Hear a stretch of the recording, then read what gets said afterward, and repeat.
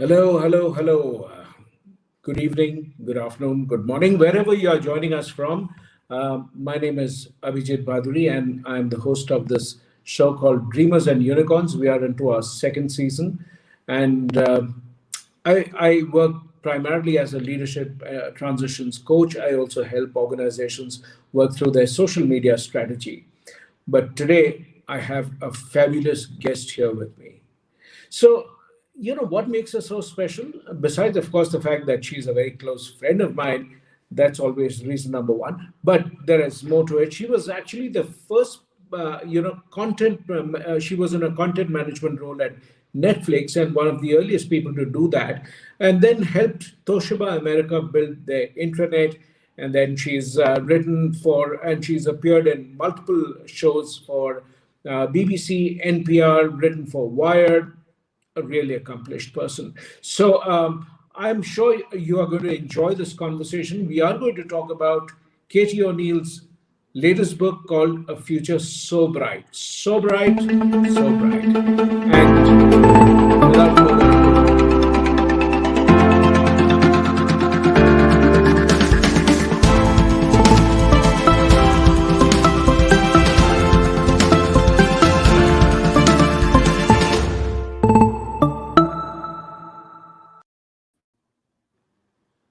all right.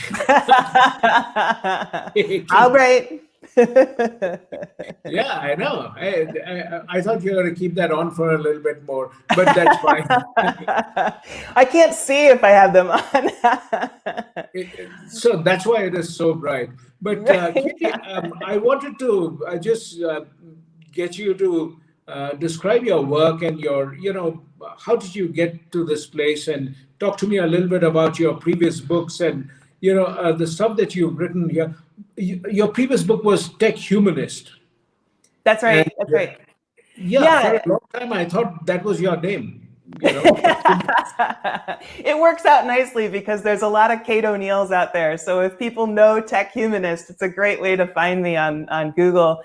But hey, I want to back up and just say, Abhijit, thank you so much for having me on your show and for hosting this conversation, because you know that, yes, we're friends, but I am also a fan of you and your work, and I love and respect everything that you do. So it's just a thrill to be here connecting with you and talking to your people too, your followers, your fans, your audience, the folks that are out there. So very happy to see you and talk to the folks out there. So to get to your question, I guess the thing that's interesting about the work that I've been doing, for me, what's interesting is that it's been following this trajectory that gets increasingly focused on how to solve problems at scale. And it's been for the last several years, last decade or so, the way I've framed that question in my mind is, how can we help humanity prepare for what by all indications looks to be an increasingly data and tech-driven future? And I've been doing a lot of keynote speaking around that. I've written books around that, as you know. And what I have found is that increasingly that conversation leads us to, we want to talk about the future of work. We want to talk about intelligent automation and what that's doing to the future of jobs and the workplace. And we want to talk about, AI and algorithmic bias and the potential harms to humanity. Like, we want to have that conversation, but we also end up talking about things like misinformation and disinformation and how that plays into geopolitics. And we get talking about privacy, and we get talking about climate change and the ways that AI and emerging technology can play into resilience and efforts to mitigate climate change. So it's been an interesting trajectory to get to this place where the work is so broad, it's covering such a wide range of topics, and yet fundamentally, it's still about this very human-centric approach to using technology and using innovation and trying to be resilient and bring the best of what we have to bear on solving problems for the best futures for the most people. And I know that's where you and I dovetail back, because your work is so human-centric, right? Because I believe that, when we talk about anything to do with technology, I think as long as we keep the human being at the center, I think we get it right. The moment we leave that out and sort of really focus on technology, that's where it really goes wrong. So, yeah, I mean, I agree that that's one of the things that, connects both of us. because both of us believe that it's really all about serving humanity in some shape or form. And for all the listeners who've joined in, thank you very much. And you'll be delighted to know that Kate ONeill is one of the top 30 marketing influencers you must absolutely follow this year and later. Because I completely follow her, And today we want to talk about your new book called A Future So Bright. Do you have your book handy? Yes. Thank you so much. Yeah. It's been very funny that everyone sort of assumes that the glasses on the cover were inspired by these glasses, and the truth of it is I actually bought these glasses after my designer did this cover, and I was like, oh, I got to find yellow glasses now. So I love it. I love it. I would have imagined that, it was these that became your signature, on the book. Yeah, it's like an autographed book. Yeah. But what's really great about these is here I'm going to do a little commercial for this brand, because this is a brand called Parafina, and they use recycled materials like rubber and PET bottles and other kinds of other kinds of plastics and rubbers, including ocean plastics. And they make these glasses out of those materials. And then they donate 5% of their proceeds to school supplies for kids in Paraguay. So I just love that they're an example like this, just even wearing these sunglasses in public appearances is kind of bringing the discussion into a meta place, because it's using, a prop that's part of a company that's doing a very strategically optimistic approach to aligning the work that they're doing with solving problems at scale. And I love that.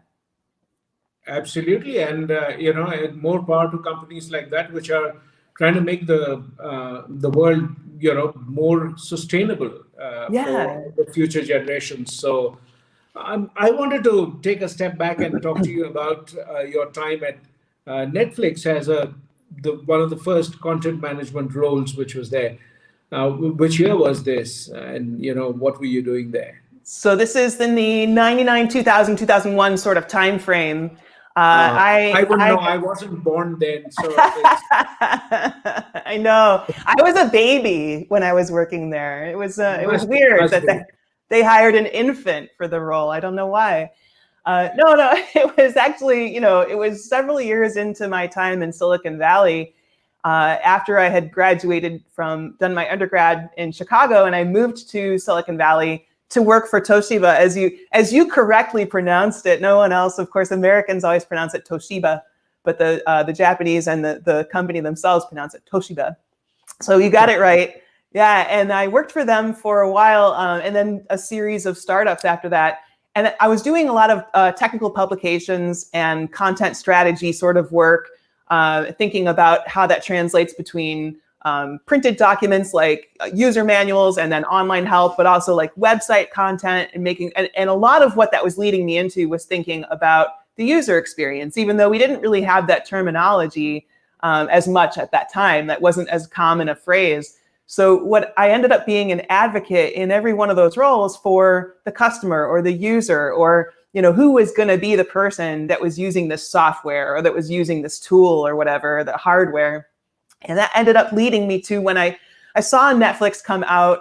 We bought a DVD player and it had an insert in it. So it already existed as a company, and it was using their service that most people don't remember, that even as a DVD service, most people know it as a subscription service, right? You would subscribe, you would get a set number, and they would send you the next thing in your queue. But there was a period before they figured that program out where they were doing a la carte rental, just like a Blockbuster sort of arrangement, where you rent a video, they send it to you, then you send it back, and that's it. So when I saw, we were using it at that point where they were still doing that a la carte rental, and I got invited as a customer to be part of an alpha test of this new subscription program. And I felt so lucky, because I was like, this is genius. I think they've just totally cracked something that's really interesting. And once I'd used it for a month or two, I sent them my resume. I was just like, I don't know what you need, but here's what I can do. And I would love to be part of helping you scale this, because I think this is brilliant what you're doing. And they created a role for me. So I was the first content manager. I had a team of content producers. We sort of rolled into the sat between the editorial team, which did a lot of reviews and writing content for the site, and the database team, because what we were doing was very structured data. So one of the first projects that I took part in was to recognize that we had the genre allocation all wrong. Like we were doing one-to-one genres, which any movie fan knows is going to break as soon as you get to romantic comedies, right? You can't have romance or comedy. It has to be either, you have to be able to do both. But any movie, like you can imagine there's a lot of situations where you might want to have multiple dramedies, as they are called now. Yeah. Yes. Action comedies, right? Like that's another one. I always thought that's more like one of those oxymorons. They're one of my favorite genres. Think about Ocean's 11. It's one of the best action comedies out there. Absolutely. Yeah. But what was interesting about doing that, so we worked together with the database team. My team very closely worked with them to redesign the entire entity relationship, the data structure behind the content, to make sure that it could have multiple genre and subgenre allocations. And when you think about what that has meant for Netflix today, the way that they've been able to be very loose, and the metadata is very tied to these kind of nuanced algorithmic ideas. Like you have watched this movie, therefore you might like these others because it looks like these are based on literature, or because they have a strong female lead or something like that. And that's a really interesting thing that they've now been able to do, and it builds off of some of that early work. So it's always interesting with these companies that you watch scale over 20 years to think about what were the early decisions that were able to be built out, that were able to expand out into smarter and bigger decisions over time. And that, go ahead. No. And I was just saying that it's just such an incredible idea to move out of, let's say, single genre to multiple genres, and then move into something which is a lot more intangible. I mean, so to say that strong female lead, or, romantic comedy set in China. So the more descriptive you get, the more likely you'll get a really sharp focused recommendation. So yeah, and that's what really drove me there was thinking about, it's not like helping people watch better movies, more movies that are more suited to them, is solving like a world serious problem, but it is something that matters to people. It helps them have a better quality of life and enjoy themselves more. And I love movies, so it was a really great fit for me, and I got to really play with and understand the relationship of metadata and just data structures in general to the customer experience, and how you could think about how those things are related, and how when you make the right data decisions, that it can actually change the way people experience the site and then the product itself, the service itself. And that, I think, was a really fundamental realization for, back in 2000 or so, for the next 20 years of work for me, like that there's this solid correlation between data and the relationships that people have with that data, whether they know it or not, and then what that's going to mean for the experiences that they have in the world with a brand and outside of the brand. So that's so much a part of the tech humanist work, is recognizing that we create data trails around us with everything that we do. And a lot of the times companies are picking up those data trails and monetizing them and optimizing them in ways that can be manipulative and can be, predatory even. And so it's really important for us as people to understand those relationships and understand that that's what's happening in many cases. And it's also important for companies, for business leaders, and for experienced designers and creators themselves to be thinking responsibly and ethically about how to use the data that they're collecting and amassing about people to create more meaningful experiences for people, as opposed to more manipulative experiences for people. Isn't that a very fine balance to tread on? Because, at one level, I need to know exactly what kind of movies you watch at some stage. And I'm taking, Netflix because you have worked there. But the same thing could hold true for, let's say, a food delivery company, that typically on, Saturday evenings, you like this particular flavor of ice cream because I saw Tangelo ice creams and desserts also is present here. So, they seem to like the introduction and insights. But I'm so, okay, just imagine that you would like a certain kind of a flavor of ice cream, and you take a larger serving of the same ice cream on a different day of the week, and at a different time of the week, you would choose a different flavor. The more you are able to do that, and the more you are able to then triangulate and create patterns and sort of understand the consumer, so to say. But it's also therefore possible for companies today. I was just reading that the latest iPhone is now going to be able to, over time, being able to predict that you're potentially suffering from depression. Mm-hmm, Uh, mm-hmm. uh, so which is powerful, but at the same time, I don't know whether I want the phone company to know about that, or do I want any other company to know about that? So it's a very fine line with It is. human beings. It How is. do I resolve that? So there's a couple of ways I think we need to resolve it. And one is that we have to recognize that it is our responsibility as experience creators to think about what makes experiences meaningful. And it's going to be, in some cases, we are going to be collecting data. We want to know about ice cream flavors that people enjoy. We want to know about movies that people enjoy, because there's an understood, trusted relationship that the person has entered into with us, that they've signed up for the service, they've bought from us, they've said, hey, look, I'm interested in your products. Give me the most relevant version of these products within reason, right? Like, don't creep around, don't follow me around the web, don't send somebody out to follow me in a van walking down the street.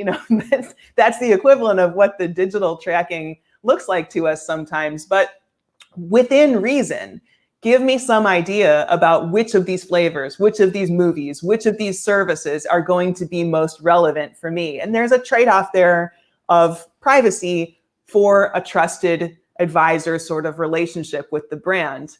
But the moment that becomes tipped over into the area where the brand is taking advantage now, the brand is using more data than they need to, the brand is in a power position. Like, there's an example of a test that Uber had done a few years ago. They were on record, they were found out as having run a test to see if people, when their batteries are low and they're calling for a ride from Uber, would be more inclined to pay a surcharge than people whose battery levels were higher. So you imagine yourself in that scenario, you're stranded if you don't get this ride, right? Like, maybe you are somewhere out and you just need to get home, and now your battery level's getting super low, so your phone's about to die, and you just want to book that ride so that you can get home. If Uber says, hey, we're in surcharge time, like it's going to be an extra charge, are you willing to say, yes, let me go ahead and I'll go ahead and pay that extra money to book this ride? You don't have any opportunity right now to price shop. You can't go over to Lyft. You can't, figure out what your alternatives are because your phone's about to die. So they confirmed it. They know that that's something that they can do. They swear that they're not using that data in production. But let's be real, like, once you have knowledge that you can manipulate the user that way, what's the chances that you're going to be able to stifle that knowledge within your organization? So it's really this sense of the cultural mindset and the leadership of the company saying, we need to have a trusted relationship with our customers. An experiment like that probably should never have even been done. Like, why are we even collecting the battery level in the first place from the data set?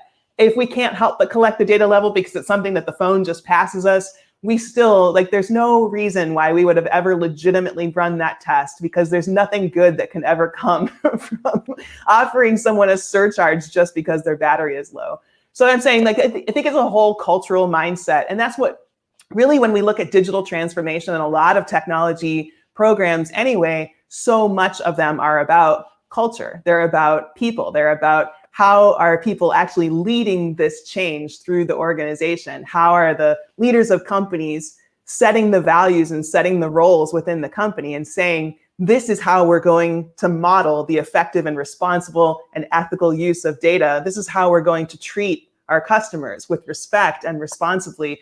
We're going to tell them, this is going to be your favorite ice cream. We can just tell. If it's not, the deal's on us, and, get your favorite next time.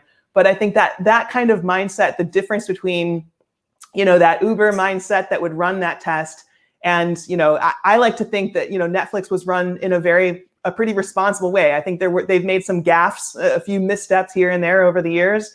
But for the most part, I have a great deal of admiration for how that company is run. And there's a lot of other companies doing very good, very responsible work around data and minimizing the amount of data they're collecting and being very responsible with it. That's what I think we all have to be doing right now, is thinking about responsible, ethical data use and how to create the most meaningful experiences for people that trust us with that data. And there are a number of examples of how something completely unrelated can also be predictive of a different kind of behavior. For example, the other day I was sort of talking to somebody who was talking about credit card companies. Look at the fact that people who charge their phone before the battery dies down, at night, when they do that, these are people most likely to repay their loans. So, they are good to sort of lend stuff to. And ever since I've heard that, I kind of say, gosh, what do? I wonder. And as luck would have it, the day I discovered this huge piece of insight, I was out somewhere and I forgot to carry my battery charger, and of course my phone ran out. I said, there goes my credit score. Yeah, the scary thing is, I think that people who are really looking at this in terms of scale, in terms of how this can play out in different countries and with different policies, are looking at examples where, like, China has the kind of the credit score or the social score. And things like that could actually interrelate in that kind of scenario, right? Like if you are a responsible citizen, you won't let your phone run down, and so it would actually count against you to make what would seemingly be a trivial mistake or a shortfall, because someone has made the correlation that letting your phone run down means that you're a less responsible person in general, who is likely to default on your bank loan. And even though you haven't defaulted on your bank loan, you've only let your phone run down. Now that's like an indicator. It's predictive. And so I think we have to be careful about the spiral that leads us into, and be sure that we're thinking about policy in this way that is protective of human rights and basic civility, like that we still have the right to let our phones run down without that adversely affecting our credit score, right? I did. Yeah. Yeah. And, we've got one of our viewers, Shushant, says that the ethical use of data is most important, value-driven, essential for any company. And I think it sort of, sometimes I wonder whether along with all the tech courses that are being taught in all these engineering colleges, should there be mandatory courses to be taken on ethics and on philosophy and things like that? Because without that perspective, I think it becomes harder for people to make the right choices. So I think you're right. I also will point out that my friend David Ryan Polgar has an organization called All Tech is Human, and they're doing a lot of work. It's an association of sorts. It's a loose conglomeration of responsible tech practitioners and academics and just people working around ethical AI. So I think what's happening within that organization in a lot of spaces is that people are advising on policy and advising on company practice and making sure that it's understood that these are going to be and curriculum. I'm sorry, that I meant to mention that. So you're talking about should ethics and philosophy be bundled into some of these programs, and I think that's probably a good thing for schools to consider. And also, I think it's important that company leadership be constantly refreshing its understanding of what it means to be ethical and responsible in the context of emerging technologies and data, because it's presenting us with so many new kinds of choices that most people who went through business school, 20, 30 years ago weren't necessarily pondering what it meant to use data in these ways that have so much scale and impact now. And I also sometimes think that the people who are most powerful to make a decision, the ones who can make those kind of decisions, very often are the ones, as you said, they've been to these schools 20, 30 years Right. back, and understanding of what it could potentially do. And we've seen that, sometimes when you see legislators in different countries, talk to the tech leaders, it's a laughably unequal conversation that, Right. people don't quite understand what is it that the technology should be doing, what should they be asking. And in fact, very often it's, I remember, this is not my phrase, but one of the newspapers said, it reminds you of your the grandchild having a conversation with the grandparent about why is it that my email is down because the light still red. So Right. you got to start. So Right. it's one of those kind of conversations. Yeah. Um, Yeah, I so think for we're the going benefit to. of our I was just going to say, I think we're going to have that. yeah, Go I ahead. just wanted to just tell our listeners that some of them asking these questions that so those who joined us late, we are talking to Kate ONeill, and she is the author of this fabulous new book which I've just finished reading. It's called A Future So Bright, and she's clarified that she bought those glasses That's right. after the design was created. Is that right? Yes. Yes. Yeah. Yeah. So that's the truth. Once the designer put this together and I saw the yellow, I was like, all right, now I have to go buy yellow sunglasses. Because actually the ones that I had before, my first pair of Parafinas that I'm telling you about, I got in London years ago, and they're all banged up now. I don't know if you can see the lenses are all cracked and everything. So it was time. It was time for a new pair anyway, but it's great that they both actually tie in a little to the color of the Yeah. book So now. now every time you go on to talk about the book and you're going for one of those book signings, make sure you're wearing one of those, right? Yeah, or both. All right, both. Yeah, that's fine too. The first one is for your first book, then it's for the second Right, book. right. Actually, three books. Yeah, you need to wear three of them. No, no, gosh, that's a lot. Yeah, and so now you also have Tangelo Ice Creams, who says that digesting data and translating into action is a big challenge for strategists. So, Yeah, uh, it's true. absolutely yes. It's So, true.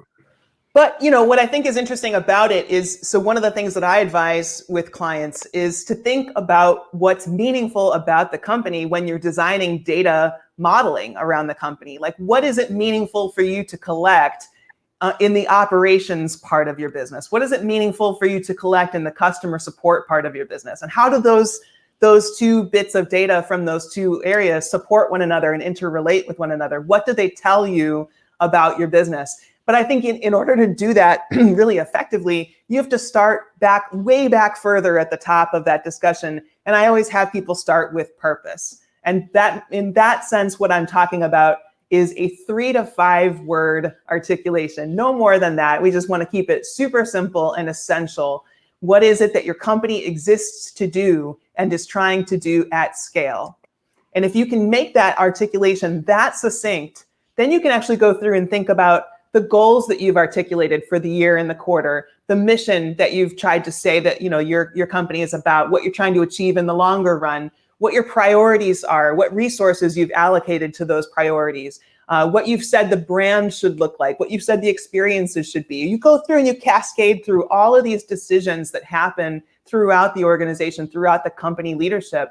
You try to tie those together. And I do believe that if you think about data modeling, once you've gone through that process, you get to the point where you say, what's going to actually mean something and be insightful for us about customer data is going to be when it tells us that we've actually achieved what we set out to achieve. Like we want to create meaningful relationships with people around the ice cream that they enjoy, right? Like we want people to be able to have delightful experiences with their dessert. And so how can we be sure that that's happening? And the dessert's a really fun example because it's not anything insidious. It's not all these, so many of the. And very clearly, Tangelo Ice Creams is really loving this conversation because the person says, I must read this book and how I can use this for my company and for a large number of farmers. how to make sure that that data is useful and translates to implementation, more so when they have a number of challenges. So yes, uh, There, this is it.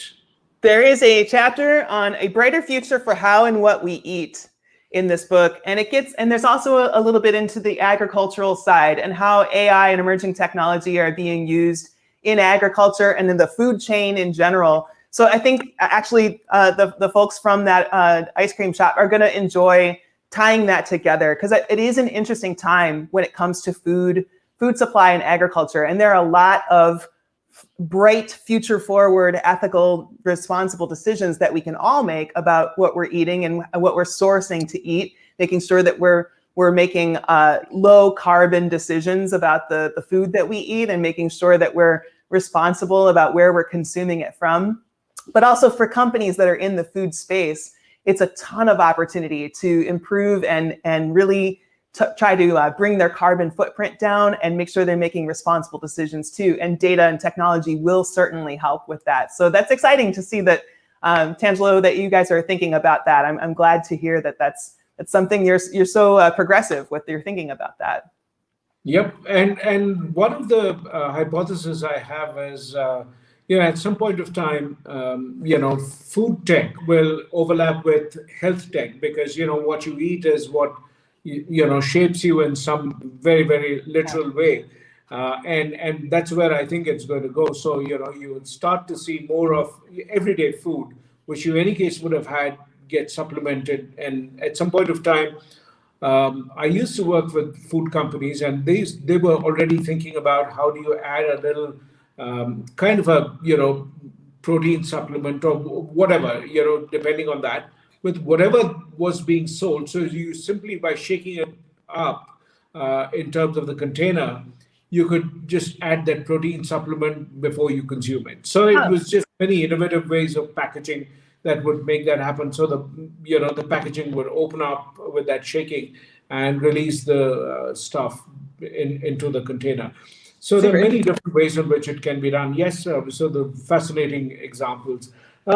Kate, I want to actually dig a little more into the book that you've done. I really enjoyed reading the book. Thank you.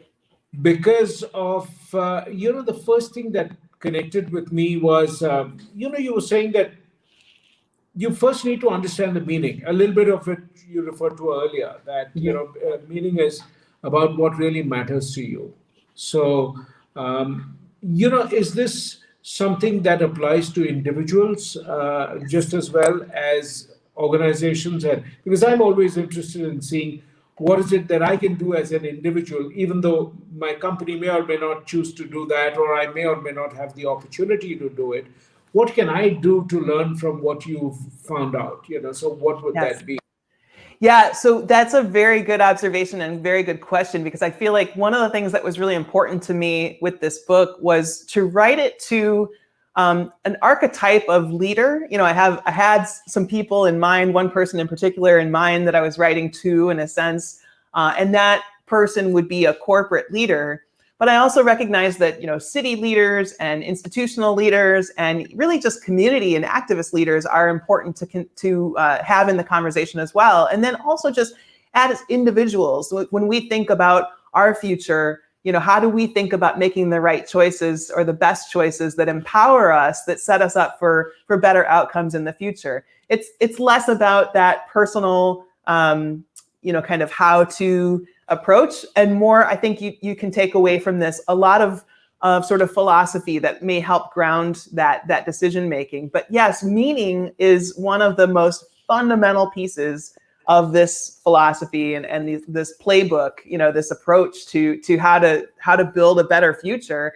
The understanding is that humans crave meaning. Like that's the most uniquely human characteristic that there is that we are meaning seekers and meaning makers. Like everything that we encounter, everything we do, we always want to understand something about it. What is essential about it? What does it mean? What's significant about it? Why is this happening? And all of those things are a form of meaning.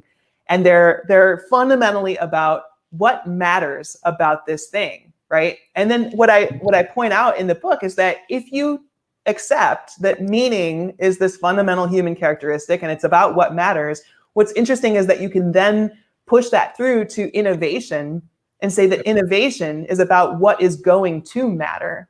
And in that way, you can always make sure that innovation is going to be human-centric and is going to be solving for the right things, the most meaningful things, the things that are going to have the biggest impact for us. Yeah, and one of our listeners, Naina Prabhu, says humans crave meaning. We always Right? go back to it. Yes, absolutely. So And true. when I like the way that even in the book, I kind of really enjoyed this whole perspective that meaning is, in some sense, this is not the words you use, but that's the conclusion I drew. That meaning, in some sense, is when I connect the dots with whatever number of dots I've figured out as of now. That's the meaning that I hold today. Tomorrow, as I add more information, that meaning evolves. Yeah. Yeah.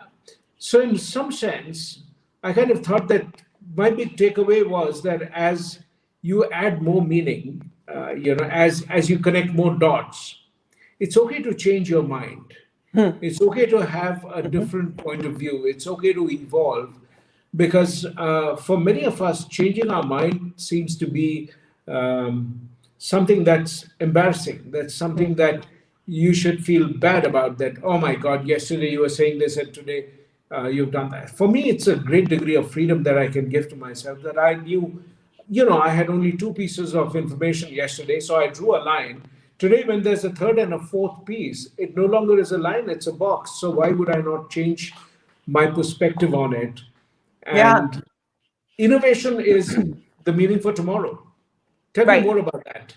Right. What I think what's so interesting about what you just said too is that that's a very data-driven way to make decisions, right? Like you're allowing the data, the two data points that you're talking about, to be what helps you triangulate with. Well, you can't triangulate with two pieces of data, but you get the idea. To help you understand the world around you. And once you have more data, you're allowing that to be insights that you can use to make better predictions and understand how to make better foresight and make plans that are more in line. And one of the things that I talk about in the book is that hope is actually a really useful tool to us in helping us, in a sense, change our mind, because hope tells us what it is that we want. And it's a great tool of focus and refocus, because hope can always change. And we can always decide from day to day or moment to moment that what we were hoping for is not what we're hoping for anymore. And that is our mind changing. But once that's true, we know that our strategy has to change too, right? We know that if we're now hoping for something else, something different from what we were hoping for before, that there has to be an accompanying strategy, a different plan that's going to get us toward that new articulation of hope. And that is fundamentally what this book is really about, is about saying, what do we hope for? And I think that collectively, we hope that we're going to be able to have a better future than the one we think we're facing right now. I think collectively that we're facing a very dismal future. And that there's this whole, as you read, that I talk about this false dichotomy. The way we talk about the future so often is about dystopia versus utopia. And we know we don't have utopia because no one's ever going to make all the perfect decisions, and we're never going to have all the perfect things go right to be in a perfect world. So that's out of the question. Now all we're talking about is varying shades of dystopia.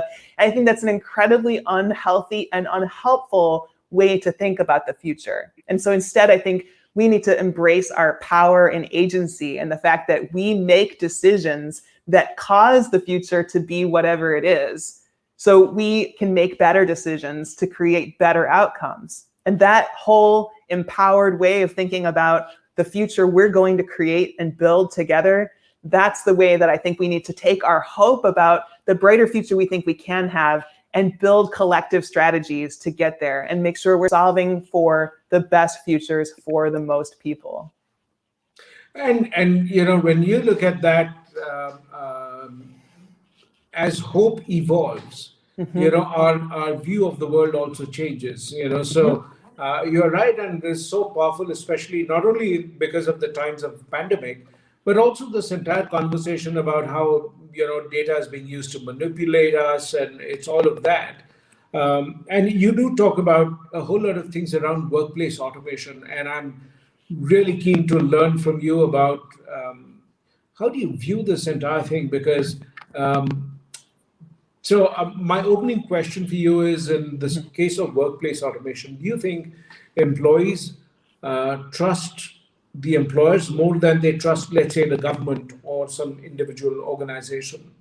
Well, I think we have some data to suggest that people in general right now are trusting companies more than they're trusting NGOs or governments or institutions, like other institutions like media. The Edelman Trust Barometer has run for 21 years, I think. And this year's Edelman Trust Barometer shows that corporations are actually the most trusted institution out of those 4 institution types. So whether that means that employees trust their employers per se, I think is a different question subtly. But I think it's a really important lens on that question to understand that companies enjoy this privilege of trust. And so companies need to use that really well and make healthy and responsible choices for the teams that power the companies, and for the people who are outside of those companies who are looking to those companies for trusted leadership. So I think, the future of workplace automation and what that's going to mean for individuals and the jobs that they do, that is going to be a malleable, shifting conversation, and it's a very interesting one. But it's one that I think that leaders need to be thinking very human-centric in the long, long term about, and making sure they're making choices that can empower people to continue to be adding meaning and nuance to the experiences that are being created for people outside of the company.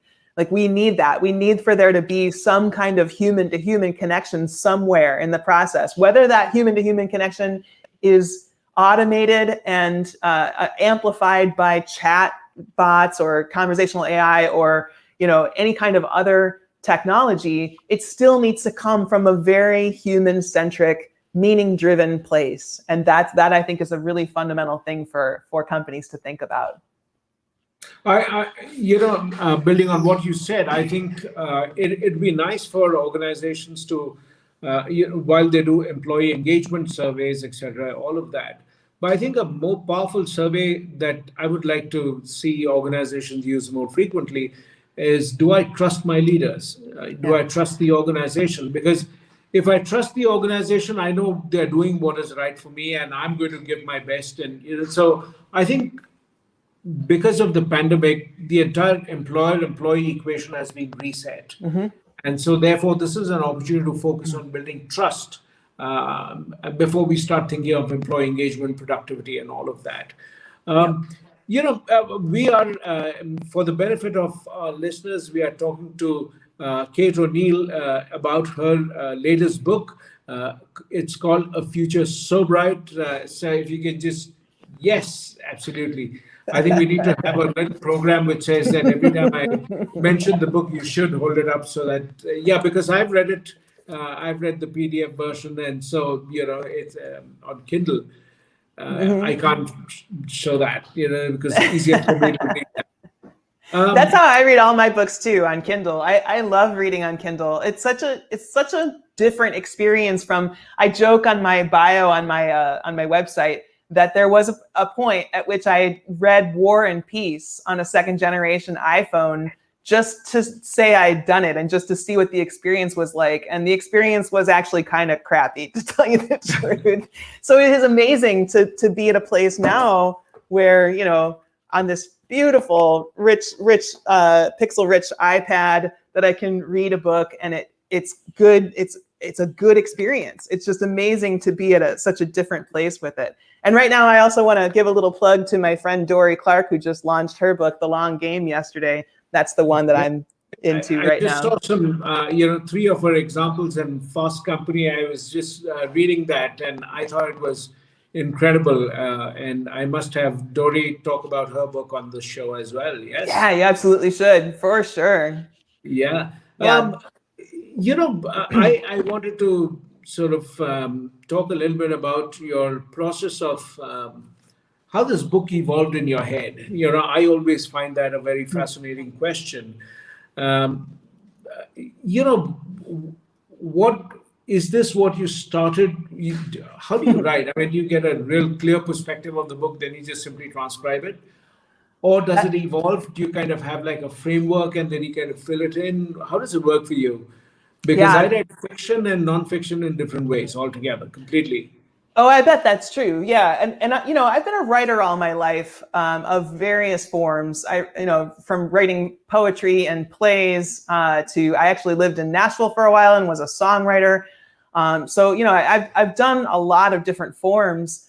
But when I think about what the work I've been doing the last 5-6 years around consolidating these insights of the last 25 years in technology and trying to make them package up the value of them for clients, for audiences, and for readers, and make sure that there's something tangible. There's philosophy. I'm trying to bring my own observations about the world and what's meaningful to the playbook, to the guidebook that I'm presenting. So the process has been actually that speaking is what gets me to the clarity about what the idea needs to be, because it's a great way to run an idea by an audience and get, several hundred reactions all at once, and kind of get a feel for whether it resonates with people, whether people kind of click and go like, oh, that makes a lot of sense, I love that idea. Or if it kind of lands with a thud, then you've got some iterating to do to get to a better articulation of it. But there are a few examples that, when I had written Pixels in Place back in 2016, I was speaking about that at the keynotes I was doing. And then eventually, over time, what I found was that more and more of the discussion that I was having on stages was about the ethics and responsibility of companies in building experiences, because Pixels in Place was about interconnected experiences and the human data that connects them. But the more of that conversation I was having, I was like, this is a bigger discussion about this idea that companies use this data and build the experiences that we have. So that became Tech Humanist.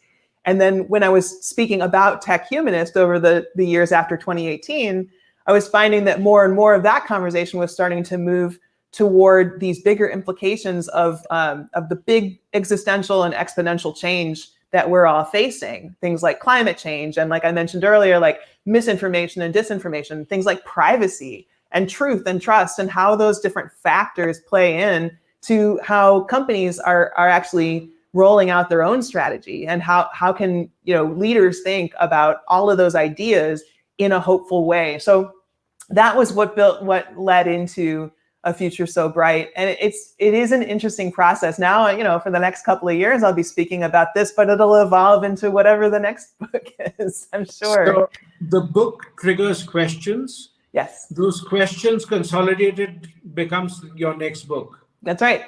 Yeah. I just discovered such a fabulous way to write my next book. Yeah, because I think what happens is, I'm presenting about the concept, and then people will have questions during Q&A sessions after a talk. Or like I have an example that I love to use in my keynotes about Amazon Go, the retail store that has the just walk out concept. And the fact that when you start up that Amazon Go app for the first time, you get an onboarding wizard that says, if you help somebody else, because all of your purchases are logged the moment you take them off the shelf, don't reach anything for anyone else. Don't help anyone in the grocery store, basically. And I've asked in every audience around the world, India, China, Australia, Europe, everywhere, I've asked people, how many of you have ever helped someone else in a grocery store or been helped in a grocery store? And literally, like, every hand goes up. This is a universal human experience. And I'm like, how is it possible that the designers of this Amazon Go app didn't think that this was going to be a problematic experience to try to restrict people from? Because that means that we can't help each other in grocery stores. And I know it sounds like such a trivial thing, but it's an experience that reaches scale. And when that happens, it actually changes culture, because experience at scale is culture. And that insight, sharing that every single time, phones come out, people are taking pictures of the screen, and you can just feel that resonated so much with people. And I'm like, there's got to be something to this idea that it's something about this relationship between the experiences that we're building and creating that are data powered and the scale that they are afforded by emerging technology, by AI, by algorithmic amplification, and what that means for us as humans in our culture. And people just immediately, I think, can understand on some level when that insight is revealed. That's a big deal. Like, we're experiencing this left and right with companies making these decisions with these algorithmically enhanced experiences for us. So I think that's what drives these books, is seeing people react so viscerally and strongly to certain kinds of insights, and they just build into more work.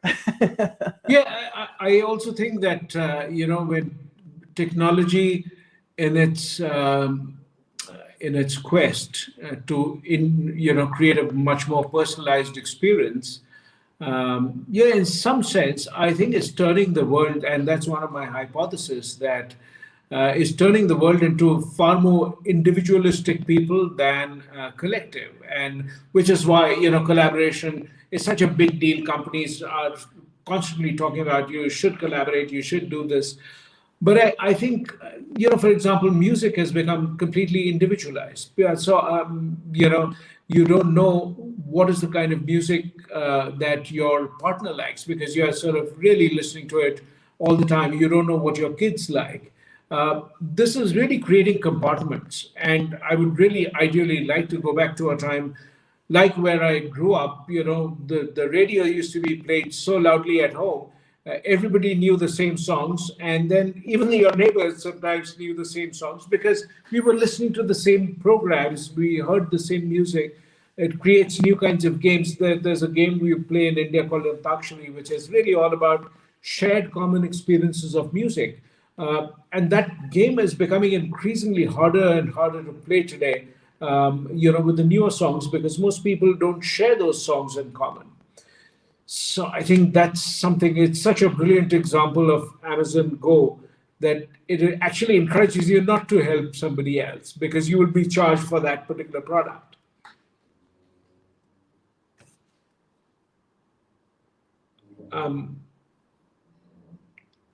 Kate, I think I just lost the audio for a second.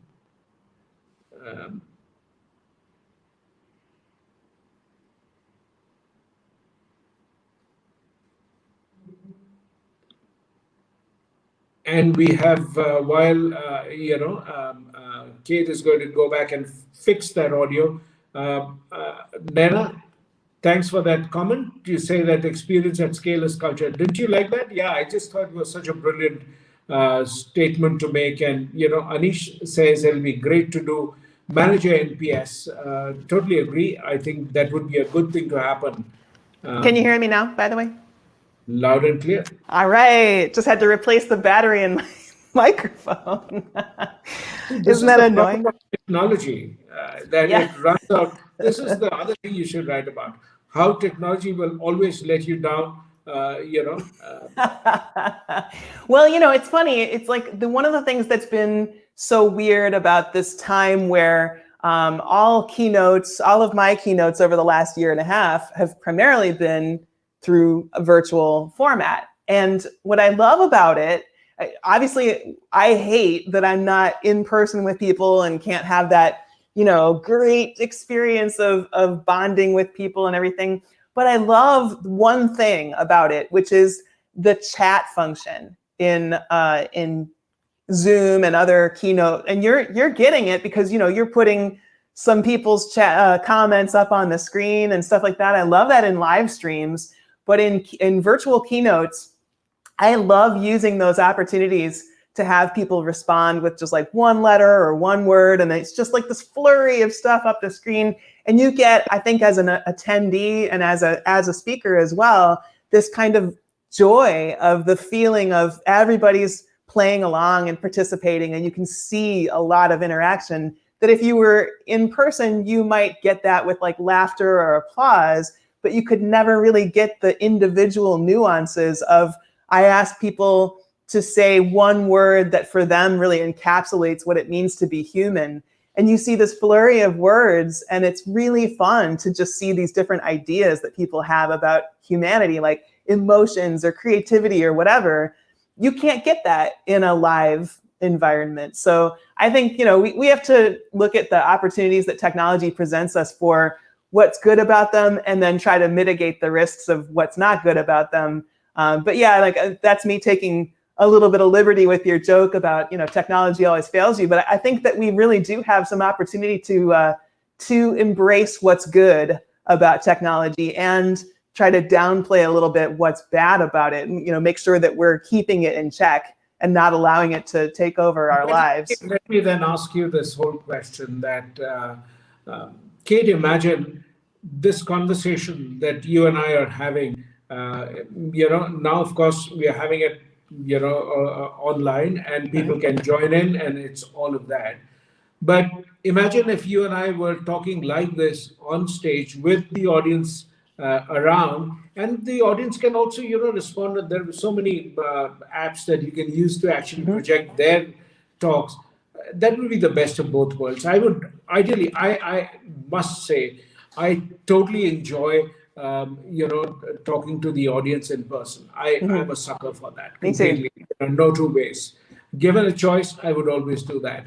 Because, Absolutely. when you meet friends through FaceTime or any of these Zoom calls, it's great. It's a good substitute, but it's not the same as, sharing a meal together, in the same restaurant. So it's brilliant. But I wanted to, I wanted to sort of say that when you look at your book, what do you think it'll do to the people in the workplace?